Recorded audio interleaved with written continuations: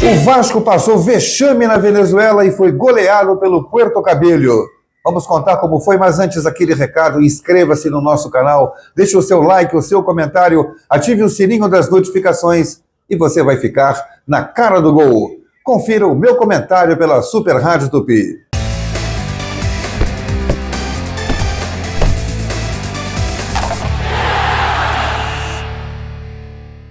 O Vasco, na verdade, protagonizou uma das páginas mais tristes da sua história, levando uma goleada de um time pequenininho do futebol sul-americano, que é o Puerto Cabello, um time jovem, um clube jovem, recentemente fundado, com pouquíssima história no próprio futebol venezuelano, que dirá no futebol sul-americano. É a primeira vez que disputa a competição internacional. E o Vasco já tinha enfrentado esse time no Rio de Janeiro, em São Januário, tinha vencido por 1-0, num jogo em que perdeu uma série de oportunidades, podia ter feito só no primeiro tempo daquele outro jogo, 4, 5 gols, e acabou ficando no 1-0, tendo inclusive a vitória ameaçada no final. Entrou para o jogo contra o Puerto Cabello, lá na cidade de Puerto Cabello, lá no estado do Carabobo, na Venezuela, como um franco favorito, até porque vinha de um jogo razoavelmente bom contra o Palmeiras, o forte, o poderoso Palmeiras, e jogou aquela partida sem o Verratti e sem o Coutinho. Estava sem seus dois principais jogadores. Digamos que os dois principais depois do Léo Jardim, né? Porque hoje o principal jogador do Vasco é o Léo Jardim. E aí o Vasco fez um jogo digno, perdeu de 1-0 por um erro individual cometido na saída de bola na sua defesa, na sua área, pelo meio-campo Hugo Moura e o goleiro Léo Jardim. Léo não teve culpa, mas enfim, aquela bola saída ali na pequena área provocou o erro do Hugo Moura e o gol do Palmeiras que decidiu o jogo. E hoje era de se esperar um time muito mais propositor da partida, do jogo, saindo para atuar, com bola para o Felipe Coutinho, criação de jogadas, as pontas, principalmente com o Piton buscando os cruzamentos lá para o Verratti. Só aconteceu uma vez, aos 20 minutos. Primeiro lance de perigo do jogo foi quando o Piton cruzou e o Verratti, quase que se agachando, cabeceou e o goleiro defendeu, uma defesa até sem muito grau de dificuldade. A partir daí, o time do Puerto Cabello sentiu que não tinha dificuldade no jogo, que o Vasco não oferecia perigo, o Vasco não saiu para atacar, muito pelo contrário. Quem marcou em cima, quem marcou a saída de bola do adversário foi o time local, o Puerto Cabello. E aí começou a sentir que o Vasco tinha dificuldade nessa tomada de bola, essa transição da defesa para o ataque, e começou a criar oportunidades de gol. Aos 22, o goleiro Léo Jardim já fez uma grande defesa e aos 25 saiu um pênalti. Erro de saída de bola, mais uma vez cometido pelo Vasco, dessa vez pelo Matheus Carvalho. Foi dar um toquezinho de efeito, de letra ou de calcanhar para fazer uma saída de bola, perdeu a bola, o jogador roubou o Messa e sofreu o pênalti cometido pelo Hugo Moura. De novo o Hugo Moura. E aí, 1-0 para o Puerto Cabello aos 27 minutos. O Vasco tentou se equilibrar, mas foi o Puerto Cabello que quase fez o segundo gol. Logo depois, aos 33 minutos, mais uma grande defesa do Léo Jardim, numa jogada em que o Luiz Gustavo, o zagueiro, vacilou, ficou com medo de tocar na bola para trás, sei lá, uma bola cruzada no fundo, deixou ela passar e o Guerreiro obrigou o Léo Jardim a uma grande defesa. Aí acontece uma falta em cima do João Vitor pelo lado esquerdo.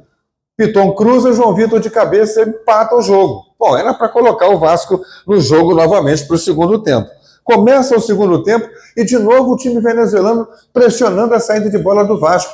E o Vasco se enrolando.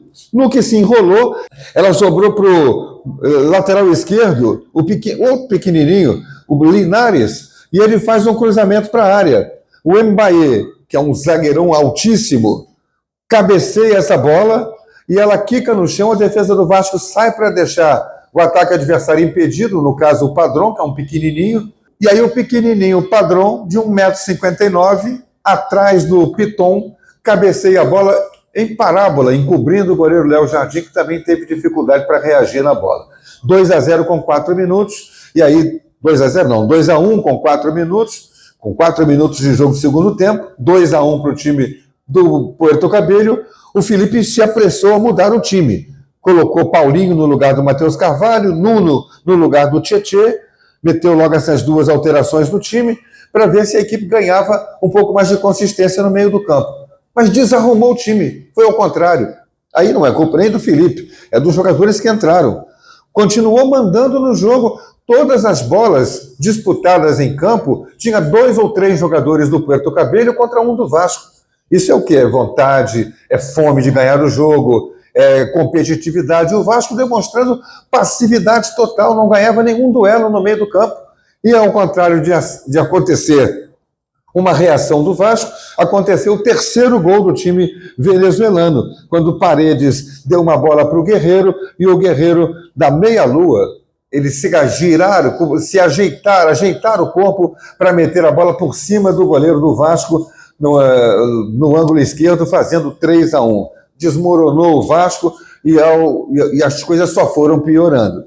O técnico o Felipe tentou botar Adson no lugar do Ryan, colocou para ver se melhorava, nada aconteceu. O Puma no lugar do Paulo Henrique, mas aos 19 sai o quarto gol, deixando pasma toda a torcida do Vasco, todos nós que estávamos assistindo o jogo, acompanhando o jogo nessa cobertura, e mais um erro de saída de bola pelo lado direito do Vasco, com Paulo Henrique.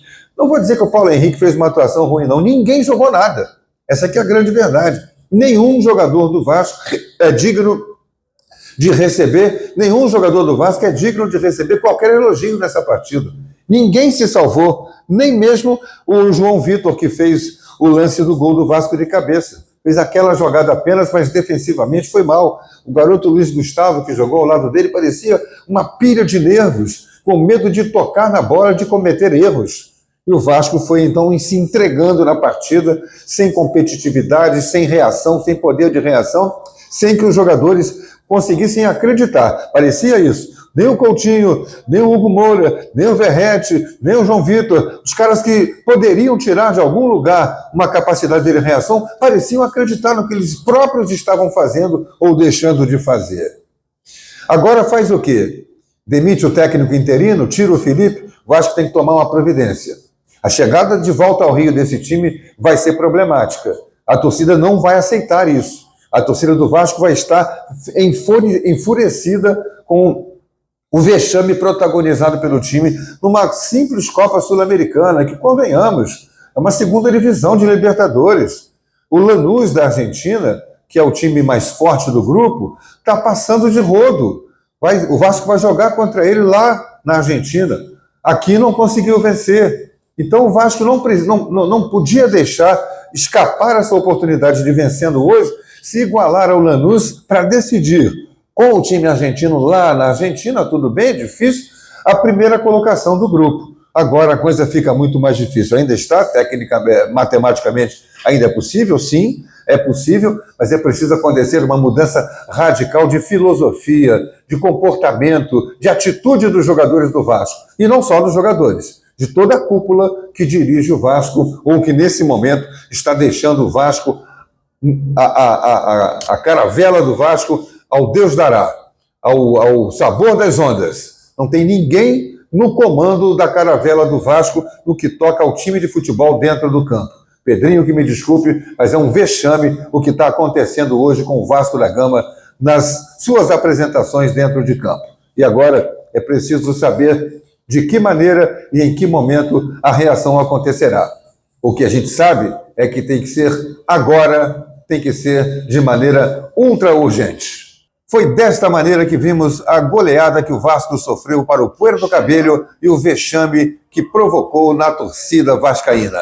Aquele recado para você, inscreva-se no nosso canal, deixe o seu like, o seu comentário, ative o sininho das notificações e você vai ficar na cara do gol. Até a próxima!